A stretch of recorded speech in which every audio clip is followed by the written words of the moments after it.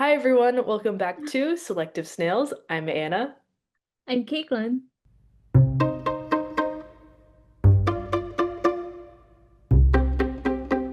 and today we are doing my spotlight. But first, we have a couple check-in questions. Yes, Caitlin, what yes. are you currently reading? I'm currently reading. I haven't started it yet, but I'm going to soon. It's Hmm. called Intermezzo. I think that's how you pronounce it, Ooh, by Sally Rooney. ooh, Yeah, it's about I like that cover. these. Me too. That's why I bought it. It's about these two brothers who get into these two relationships, and like I wonder how it's gonna be. Like I read her other book. I think Normal People, but I Uh-huh. didn't really like Oh, it. is that the TV show? Yeah, Okay. I didn't really like the book, Oh, but I have hopes for that one. okay. I think what threw me off is because she doesn't use quotation marks. I That pisses me off. That Yeah. actually somehow weaves into today's episode. Um, that Caitlin has no clue what it is yet. That's actually really Foreshadowing. funny. Yeah. Um, I don't like it. Because I would my brain like skims the words and Yeah. it like is like, is it talking or is it like, is it third person? Is it narrative? Like what is Mhm. it? And Yeah, like, and I I don't like read those. and I saw her like her interview on why she doesn't use quotation marks. And it Hmm. makes sense, but at the same time, it just throws me off. Weird. Yeah, Personally, I like quotation marks. me too. What book are you currently reading? Currently, I'm reading Fourth Wing. Hmm. I'm on I just finished chapter 15. It's so good so far. And I don't know what it is, but I'm just like at the end of chapter 15, I was Hmm. laughing and crying. I have a picture of a tear going down my face A single because tear. it was a single tear. I don't know if I sent it to you. But I was I like, I think you need to did. document this moment. I'm really enjoying it so far. Um, it's just been all action so far. Hmm. And I think I'm only like 20% in or something crazy. I've been reading it on my Kindle Hmm. because most of the books that I've been purchasing here have been on my Kindle, so I don't actually have the physical book to take up space in my room. Um, because I don't know what the moving situation is going to be like, and I don't want to be like Yeah. hauling a million books around. So, Kindle it is. Okay, and then Caitlin's second check-in Yes. question is, what are you currently obsessed with? I'm currently obsessed with my nails. Yes, I was hoping you were going to say that. I got acrylics. It's got I never had like nails this long before, Hmm. so it took time to get used to. Yeah. It's a bitch to open cans. Oh, yeah. Yeah. So like I had to position like my fingers the correct way Hmm. as to open the can. I just use a fork. As someone with no nails, it is also difficult to open cans. But I just have to say that the nails, chef's kiss. You look Yeah, amazing in acrylics. I'm thank you. jealous. And also, who's your friend? This is Timothy. Hi, I Timothy. I got him at Universal Studios. He just looked so lonely. Like he was the only bear left Oh, in the store, and he looked so lonely. So I got for him. everyone who's listening, he's a teddy bear taking up Yes. a third of the camera space. I And he's wearing a, also have an avocado. oh my God. giant avocado. I have Timothy all of is mine. wearing a Harry Potter, the first sweater, Yes. a Weasley sweater in the first Harry Potter movie. And he also has pants. Stop! Oh my God. Khaki So cute. shorts. Khaki shorts. And who is your friend in the background? Oh, this is Harrison. Um, I think his name is Harrison. I don't really remember. I name all my like plushies. Me Um, too. and I think his name is Harrison, but I'm not quite sure. I think it's Harrison. But he's a film slate, and I saw him at Yeah. Target one day, and I was like, I need to get that because he's a film He's slate. so cute. Yeah. And he has like little star freckles. Really cute. hmm And Um, Anna, yeah. sorry. Yeah. What is your current obsession? My current obsession is I downloaded or re-downloaded this game called Asphalt Legends. I don't know if you've heard of it before, but No. it's basically like a racing game. Like Oh. and you just have cool cars and you get Oh, cards and unlocked cars and you race them against other people and it's really let me fun. see. That's what I've been doing. And you say it's Um, called asphalt racing? Asphalt Legends or just Asphalt. Okay. Yeah. Okay. Yeah, it's really fun.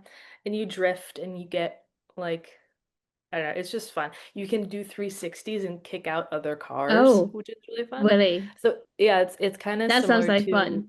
it's kind of similar to Speed Racer, who I have a little model of the car right here. Yeah, it's really fun. It's kind of like a almost hybrid of real life slash fantasy hmm car racing.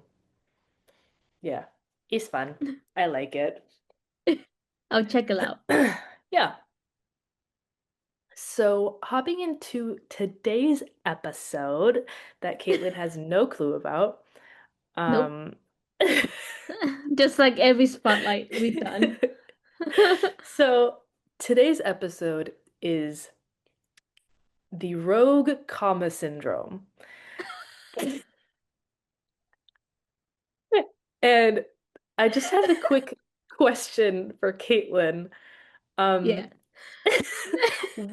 what teacher did we hear this from? Was this John?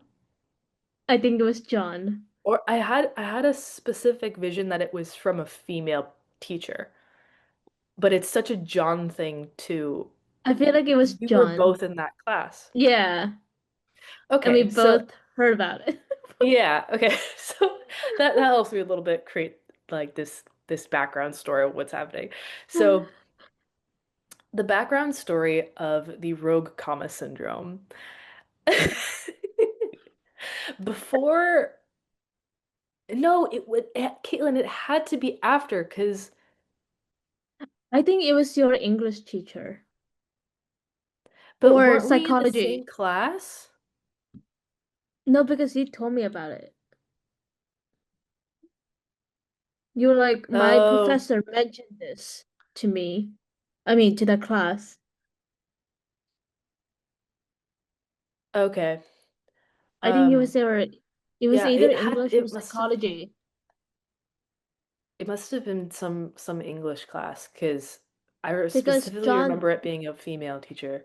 yeah, because John wouldn't talk about grammar in a comms No, class. no.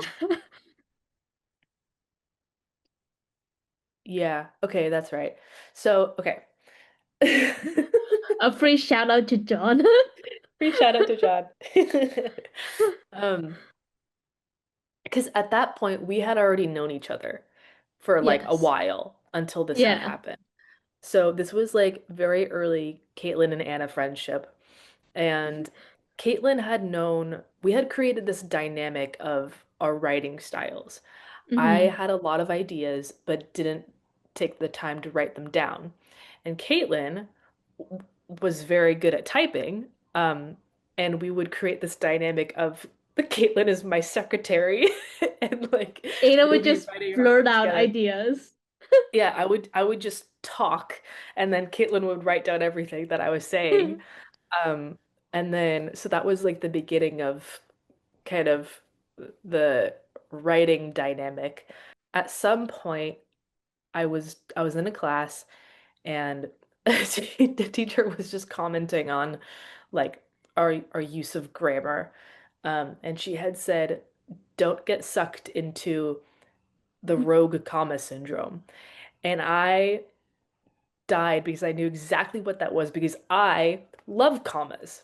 I'm a person who loves commas. I love Commas everywhere. alliteration. I love grammatical periods, spaces, exclamation points. I love knowing what it is you're saying. And I like to write things in my voice. And that's how you express it is like if you want a pause, you put a comma. So that's I just like immediately I was like, Caitlin's gonna love this. She's gonna die. Um, Hmm. it's row comma syndrome. It's such a funny like way of putting unnecessary commas. And so I told Caitlin that, and Hmm. then yeah, it's just been a running joke since And then. like, and then ever since Anna told me about like the road comma syndrome, I could not unsee it. Yeah, Like in her essays, it's just yeah, comma. yeah. No, because I would send Caitlin my essays that would need to be submitted. And Yeah. on every single comma, wouldn't you like highlight them and be like row comma syndrome, like delete Yeah. all the commas? I wouldn't delete them for her. I would just You just highlight it and comment road comma yeah, syndrome. yeah. Anyway, so that's kind of the basis. That's the background story into this. Mhm. The entire episode is not going to be specifically about rogue comma syndrome because I mean that's kind of it of that story. Um, but I was thinking that we could kind of go into the writing style, Mhm. um, tell a little bit of stories based on writing. I wouldn't consider myself a writer. Um, I like to write sometimes. It's not good sometimes, but sometimes it is good. Mhm. Um, I wouldn't consider myself a writer though. Like I don't write often. Mhm. Um, would you consider yourself a writer? I think so. I mean, I dabble. You dabble. She I has like dabble. hundreds of book drafts.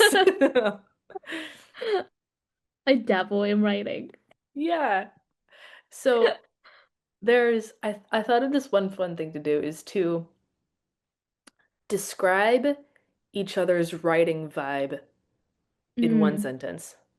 Oh, that'll be fun. Yeah. Yeah. I kind of have one for you, but I'm not really set on it. Or Hmm. like maybe we could do 3 words instead of a sentence. 3 words. Okay. Yeah. Okay. Let me think. I have mine for you, I think. Okay. Okay, so Caitlin's writing vibe in 3 words is meticulously perfected poetry. Oh. Because the way that you write just sounds like Uh-huh. poetry. Like it doesn't sound like Oh. writing. Like the way that you write does not sound like you. The way that I write sounds like me. Like it's very obvious when I'm writing something because it's just my voice. But with Mm. you, you're very careful and meticulous about what word you're placing where. Mm. And it just ends up so perfect. So meticulously perfected poetry is yours. Oh. Okay. I feel like your writing style matches your aesthetic. It's Coastal Skater, Grandma. Yeah. So it's like laid back, carefree, Uh, and I say sun washed. Sun-washed. Hmm, interesting. It's very Costa Skater grammar. Yeah, with too many commas. That could have been my rogue comma syndrome. Bro, comma syndrome. Oops. Um, that's funny. So then, my next question is Yeah. because I don't really know how to introduce this next question, so I'm just gonna say Mm-hmm. it. What are things that influenced your writing style? Mm. Like, how did it get to where it's at now? Did certain books influence it? Did you take on, like, for example, the book that you're almost reading now with the no quotation Yeah. marks? Like, someone might read that and be like, "Oh, I really like that. I'm gonna use that in my writing style." Mm-hmm. Like, what are some things that you took on or that inspired you to write how you write? Um, I mean, I really like, so I know many people, there's a thing in writing called purple prose where Mm, it's like flowy writing, like details, like to make it more aesthetic. mm, Like the more details, the better in a way. And most people I've heard don't like that because they're like, it sounds so pretentious. mm, It's like it's giving like elitism. mm. But I'm like, I actually kind of like those writing because it gives more detail. Like I want to picture what I'm reading in my head. Yeah. I want to I want it vision to it. be a movie in my Yeah, head when I read it. Yeah. exactly. And Mm, so I put that into my writing. I count that into my writing. Mostly and like ideas I get from either other books I read, um, especially, but most of my writing ideas mostly comes from songs that I listen to. ooh, Yeah, interesting. I didn't know that. yeah, most of my ideas comes from music. Whoa. That's really fascinating because that does not happen to me at all. Mhm. So you're so okay, do give me like a speed through of like of what specific song led to what. If you're okay Okay, with sharing so that kind of yeah. give you an example. um, and like also to add on, um, other ideas comes from like real life experiences I had, Hmm. but add add in a sprinkle of fiction. Okay. So like half real, half false. Yeah. But going back to the behind the scenes, I guess. There's this one book I'm writing called I forgot the title. But this book is about like the dark academia novel about these group of students in a college and Is this the the person, Latin one? The Latin? yeah, Yeah, okay. yeah. There's a song called Achilles Come Down by Gang of Youth, and it has Latin in the song, and the whole song is about like this guy is on a roof contemplating death, Uh-huh. and the narrator of the song is telling him to come down. And so from that, I thought of this whole idea of the main character in my book, the start of the book, of the character being on the roof and the members of his little group at the school is telling him to calm down, but it just goes to one ear and out the other. Mm, And the whole it goes from that to like a series of how he got there. Mm.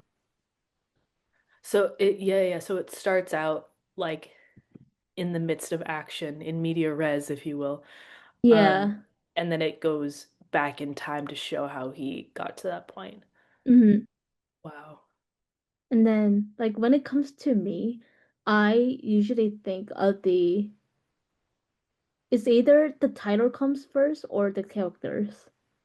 Mm, The storyline comes later. Because I'm the one who needs characters in books to be fleshed out. yeah, I me don't too. like two-dimensional characters. If a character seems boring to me, I just stop reading it. I don't care.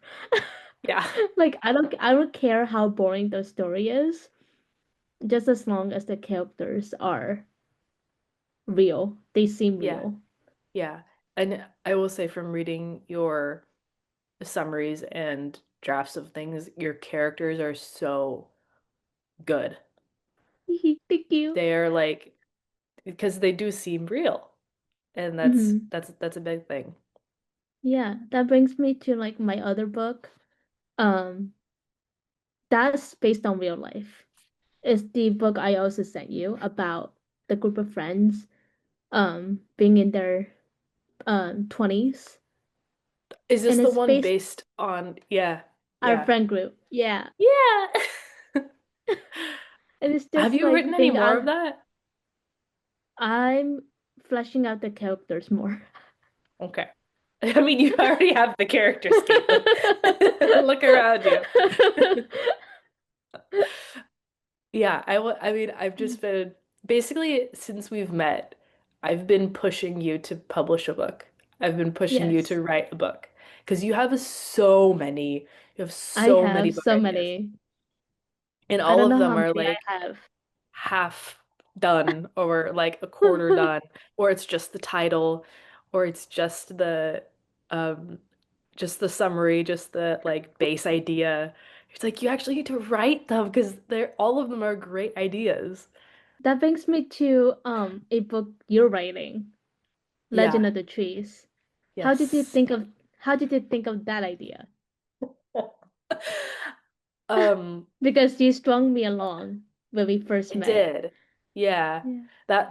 That's one of the things that I feel like connected us as friends to like understand how each other works. You know, Yeah. that's how the the secretary thing happened was I Yeah. would just say stuff and you were like, okay, got it, writing it down. Uh, I even wrote like some of Anna's mannerisms in there. yeah. In like Like asterisks. sniff, Yeah. sniff, Anna sniff. Anna pauses for 10 minutes or for 10 seconds. Um yeah, so Legend of the Trees is something that I've been working on for 10 years. The idea started when I was a junior in high school, I think. I think it was a junior in high school, which was 2016, 2017 Yeah, ish. that seems right. Um, and I was in a book club. It wasn't a very big book club. It was like maybe like four people, or it Small. was like a creative writing, like something. I was Um, also in that club. were you? Yeah. How did we not meet, Caitlin? I don't know. Was it the creative writing club with the theater people that Yeah. meted at Wednesdays Yeah. during lunch? Yeah. The hell, Caitlin? How The did we not universe meet? the universe is like no. You are not meeting until until COVID hits. Oh wait. Anyway, so there was this creative writing prompt. I don't remember what it was, um, but it was something along the lines of like create a magical world or something. Like how does a character Hmm. enter a magical world? And I was like, ooh, okay. And I had this vision of this little girl entering a forest or like walking through a forest and at a certain point in the forest it kind of pixelates around her, and like the Hmm. further she walks, the more pixelated it becomes, and it becomes an entirely new world. And she looks behind her, and she's completely surrounded in this new area. Hmm. And she steps back, and then it pixelates again, and she's back in the normal forest. And that was like I was like, that is so cool. It was just the vision of having that. And then I started to create um this character named Alex, and who she who she is as a person. And I in that time of my life I was really depressed, and I felt really lonely at that time, and so I wanted to give her some characteristics that I was feeling at the time. So, like, she's an outsider, she doesn't really fit in. And so, kind of like giving part of me into the character. Like, Hmm. she also physically looks like me. Like, she had, uh, like a, what is it called? Like a bob, and she's blonde, and she has heterochromia. She has in two different eye colors. It's kind of based on what I was feeling at the time.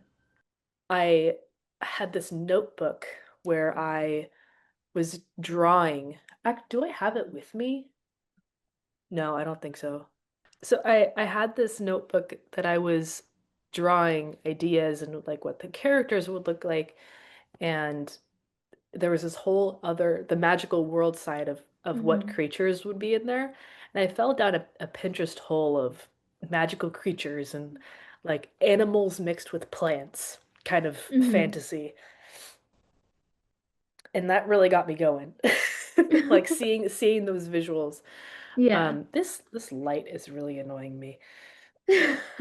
Um, Seeing those visuals um really got my brain thinking. Like I at that point I hadn't worked on it. I hadn't actually written anything. I had only made like a prophecy about Oh, Alex. And I think I then like remember how it I started. didn't write any chapters. Yeah. I think I remember. I think you How were showing me.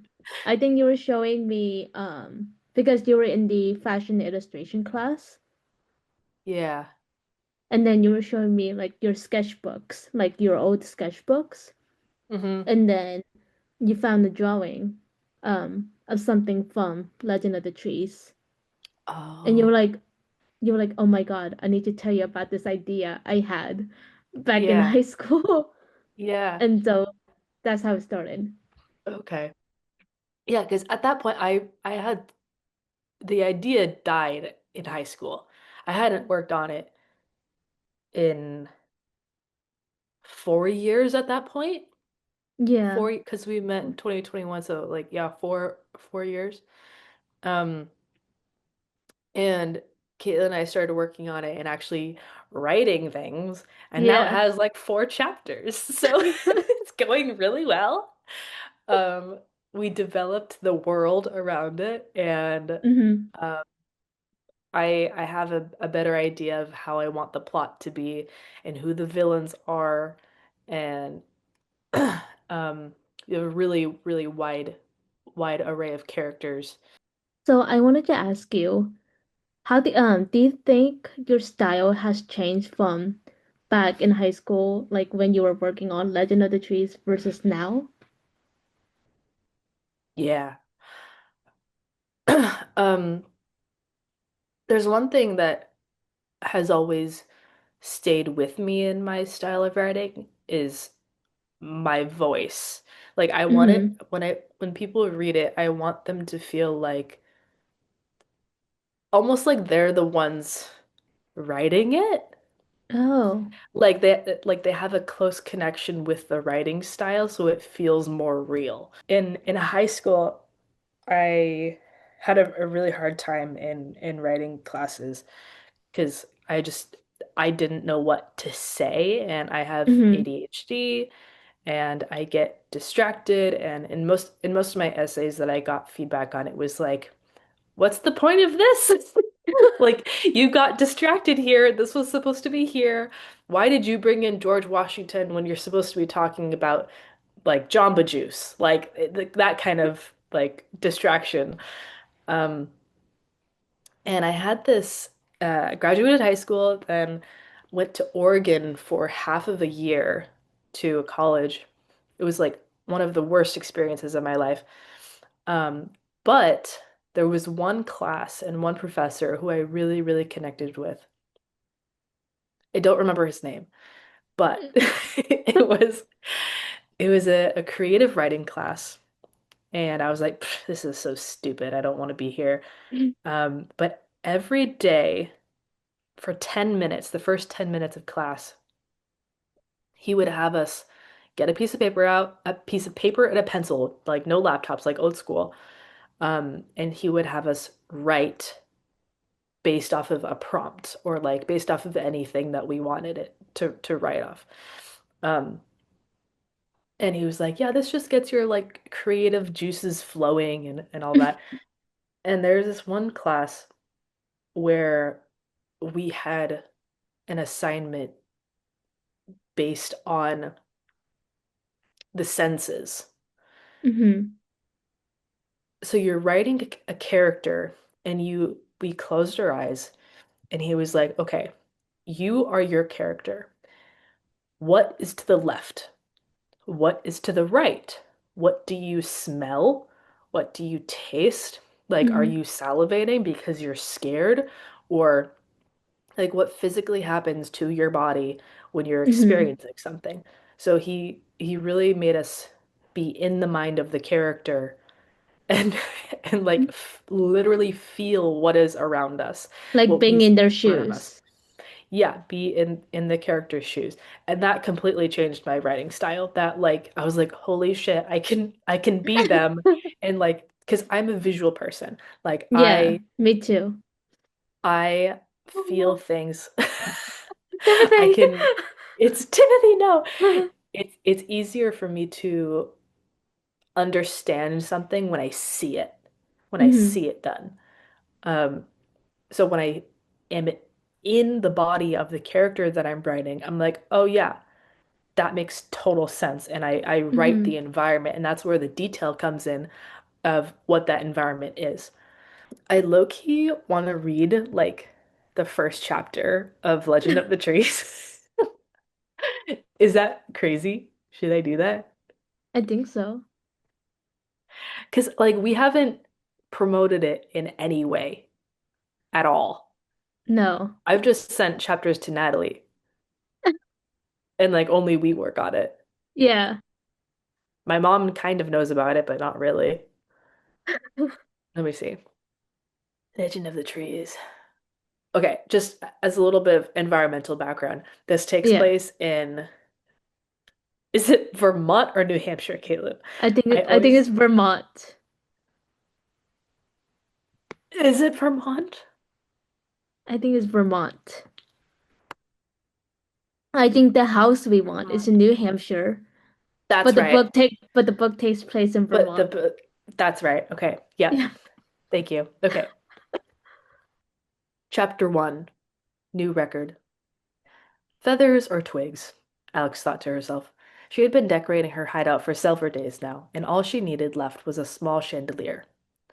She held out the two options in front of her, staring at the difficult choice. Feathers, Alex said out loud, confirming her decision. She gently gathered all the variety of feathers she had picked up from around the woods and tied them together with a bit of twine. She then attached the not so secure bunch of feathers to a crooked nail in the ceiling. She sighed with relief, sat down on the floor, and looked up, smiling at the finishing touches. In an instant, the feathers slipped past the loose knotted twine and began to spiral downward. Alex's smile broke. She sat there, completely surrounded black, by brown, black, blue, and blue feathers, plus a weird green one she had found yesterday. She sighed once again with an exasperated note. Alex threw herself back amongst the feathers that covered the floor. It looked like a bird blew up in here, Alex thought to herself. She giggled, rolled over, and picked up the daisy flower crown she had made earlier. At least you know how to stay together. Alex patted the delicate flower crown and placed it on her head. She sat there in silence, legs crossed, with her hands in her lap. Her eyes darted around the small room. Well, if you could call it a room. It was more like a tent with random pieces of 2x4s holding the structure together. Her older brother, Cameron, helped her build this hideout. She liked Cameron very much. He was helpful sometimes. They didn't hang out as often as she liked, but he was there for her when she needed him. He was 6 years older than Alex. He loved to skateboard and had a social life of a welcome mat. People would walk all over him all the time. Alex knew he didn't mind. She couldn't judge his social life, however. Just 15 minutes ago, found herself talking to a small patch of mushrooms. In her defense, it was a very cute cluster of mushrooms growing in the middle of nowhere. That's what Alex liked about the forest. You would find curious things like that. Just the other day, she found a small carving in the bottom of the trees. They might have been scratches from nature, but Alex convinced herself they were carved arrows pointing to another tree with another small carving. Just as Alex was reminiscing about this particular event, her senses snapped back to reality. Alex! Alex! Come on, it's almost dark! The familiar voice of her brother echoed across the property. Scrambling to her feet, Alex whirled around the room to find her other shoe. She was already wearing one, since it had too many knots to undo.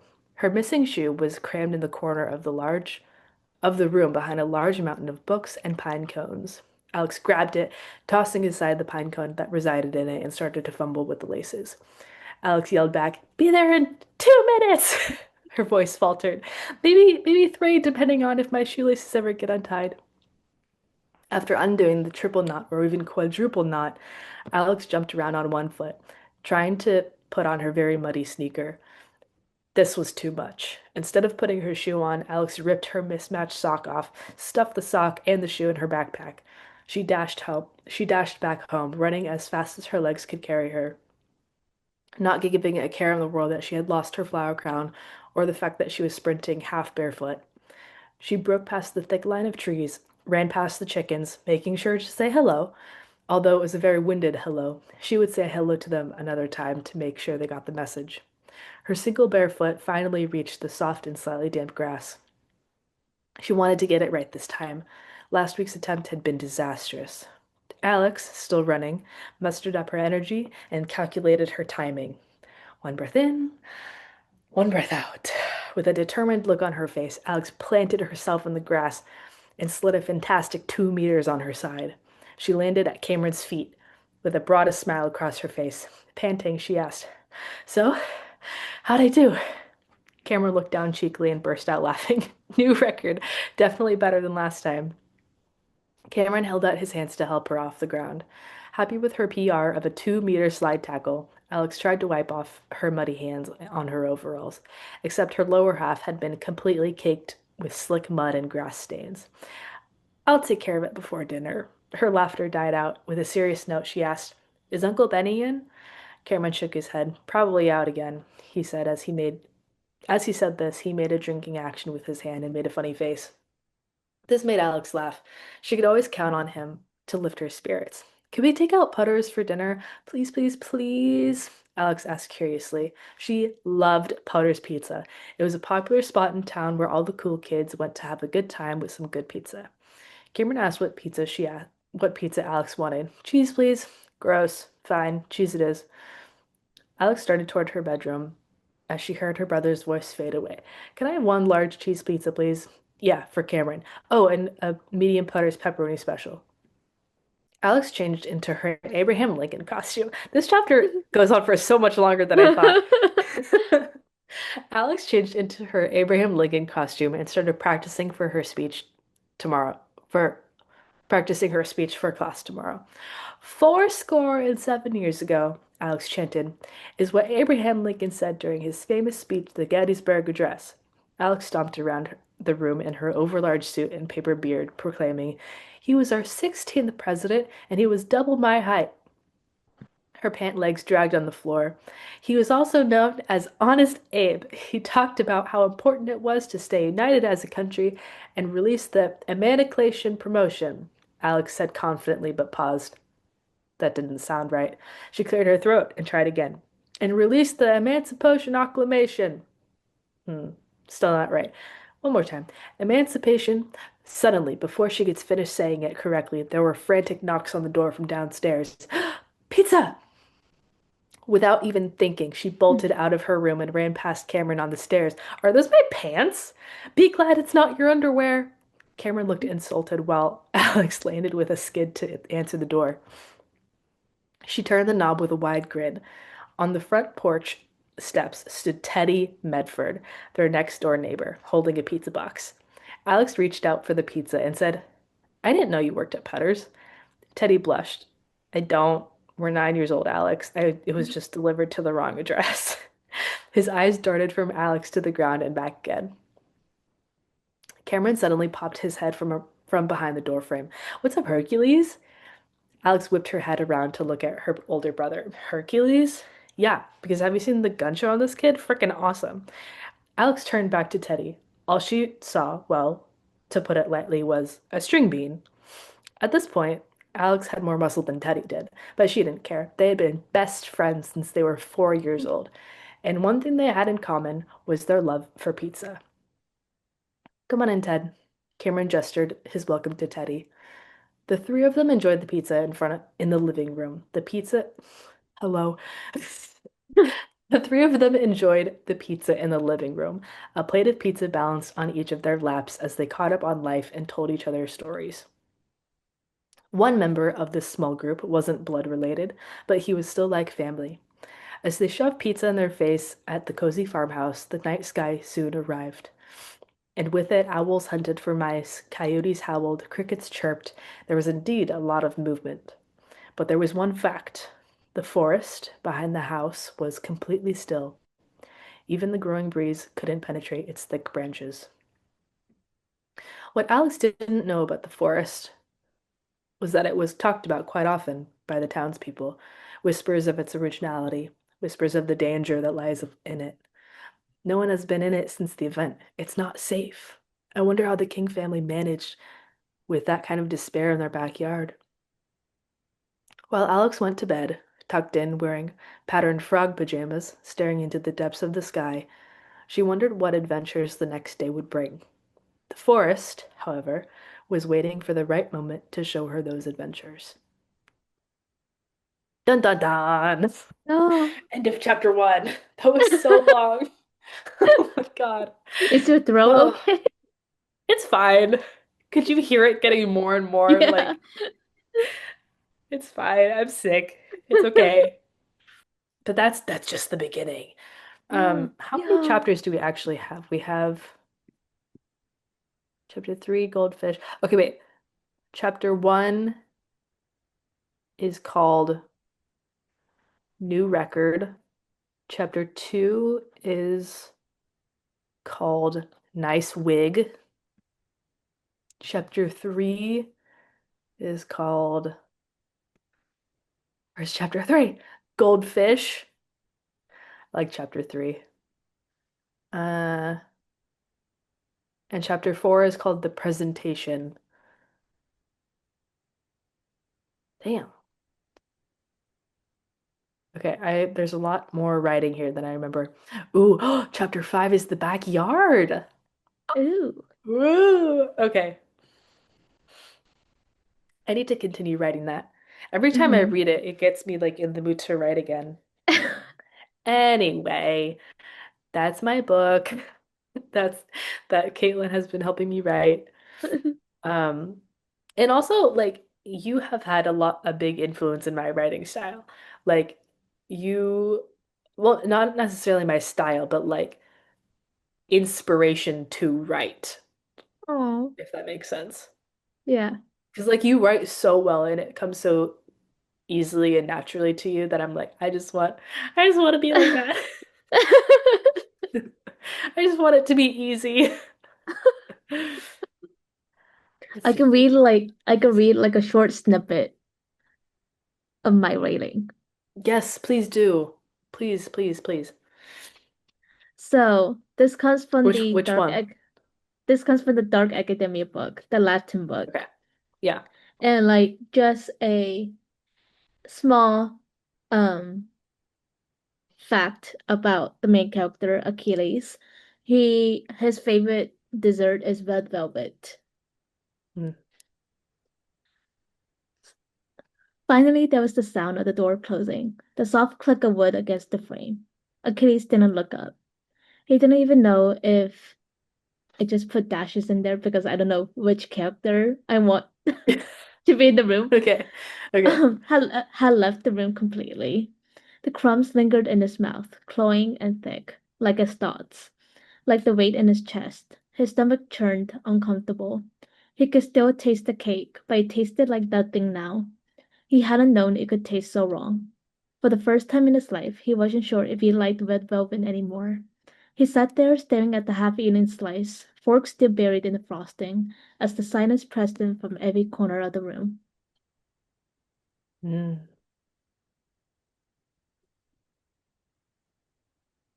Is that all? I want more. I need to write more. Yeah. You need to write all your books all at the same time. At some point, I remember you saying that you're gonna release all of your books at once. Really? Maybe Like you're not not gonna anymore. I was like, if you're gonna release them when you're like 96. Here's all my books. Take it. Yeah. Do you have a synopsis for the friendship one? Was Yes. that written yet? Yeah, I have the summary. Can I hear it? Yeah. Let me find it. Okay. Okay, it's called Letters to Our 20 Somethings. Cute. Yeah. Letters to Our 20 Somethings follow six friends as they face the messy, beautiful transition from college to adulthood in a cozy, slightly sleepy neighborhood. United by shared memories and uncertain futures, they navigate love, loss, career doubts, and the pressure to meet expectations, both from others and themselves. As their lives intertwine, they find that the journey to adulthood isn't a straight line. It's full of wrong turns, unexpected detours, and the kind of friendships that change everything. Between awkward confessions, late night heart to hearts, and small victories, they have learned that growing up is about more than just figuring out who you are. It's about learning to embrace the messy, beautiful process of becoming. Letters to Our 20 somethings is a heartfelt, bittersweet exploration of friendship, love, and the quiet moments that shape us in our 20s. Oh, Caitlin. Meticulous, perfected poetry. Damn it. It's so like anytime you read something, I always like, I want it now. Give me the whole book now. How far are you into it? I'm almost done with the characters. Okay. Okay. What's almost done? Like 80% done with the characters? Like 95. Oh, okay. Yeah. So like another day's worth would do it, I and could then you can probably get finish started, it. right? I could finally. I feel like I could finish it tonight. Do The it. characters. Do it. Hmm. Because I want to read it, Caitlin. Damn it. Do you have any pet peeves when it comes to writing? The no quotation marks. I think, yeah. I Yeah. think, I think, oh, probably like some authors, they try to use different words for said Mm. and like eyes. I'm like, Hmm. it's okay to just use said. Yeah. And like when I read some books where authors used the word orbs instead of For eyes. eyes? Yeah. Ew. And I'm like, ugh. I don't like that. Orbs. Yeah. Yeah, that's Like strange. I it's like I looked into his orbs. I'm like, Ew. ugh. There is one thing that I really like when I'm when I'm sometimes reading fan fiction Mm-hmm. or when I'm reading like romance novels or something Yeah. is when it flips perspective, when it flips Mm. POVs. I love that shit. Me too. I can't write that way, but I love reading it. Because I was like, I want to see his point of view of how he views her, or I want to see her perspective of how she views him. I I love, love the perspective switch. Me too. I love the different perspectives if they're done well. If they're done well. Yeah, If correct. if they Well, have different voices. wrapping up this episode, Caitlin, Yes. our checkout question, what snail girly value do you need to work on this week I feel or like want to work on? I feel like based on this episode, I think leaving a meaningful mark, no matter how small, Hmm. because I'm a perfectionist when it oh I'm a perfectionist when it comes to my work. Like I want it to be perfect. I nitpick every single little thing. Yeah, you And I do. think and I think that's why I've been like um procrastinating on like sending it out to the world because Yeah. it's essentially like my child is part of who Yeah. I am. But Yeah. I'm learning how to slowly. Yeah. I was gonna say Open give up and birth, share. but yeah, I was gonna say that's I mean, yeah. that's a better way to say it. I've been learning how to give birth. I mean, yeah. Well, also, Yeah, like, you have to remember that each draft isn't final. yeah. Like, And like, some books go through like 30 drafts or whatever. Like, it's not hmm ever gonna be perfect to perfect. Yeah. someone. Yeah. hmm And like that's why my first I'm planning on making a Substack, which is like basically where people share their writings. Oh, Yeah. okay. And so I'm planning on doing that first.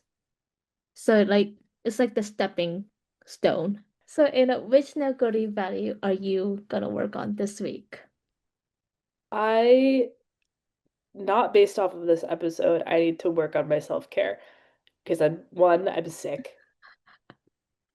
And two, I've just been like really not taking care of my diet. I've just been eating whatever. Um, I got back on track on a it's called Noom. It's like Mhm. a lifestyle, like counting calories, not counting calories, but like just being aware of what you're eating, and I Yeah. really like it. Um, and yeah, so kind of getting back on track with my fitness and health and getting the sickness out of my body because I need it gone. I'm tired of it. Um, yeah, I think that's pretty much it. hmm Yeah. Um, Yay. well, thank you everyone if you were watching or listening. And Caitlin, do you have any final notes about today's spotlight? I say if you're a creator or an artist of any kind, keep creating. That is our final note. That's the perfect ending. Timothy, is that his name? Yeah. Timothy is waving goodbye. My little cat plushie is waving goodbye. And also a Harrison. That's on Um, my yeah. avocado. Why I'm saying bye.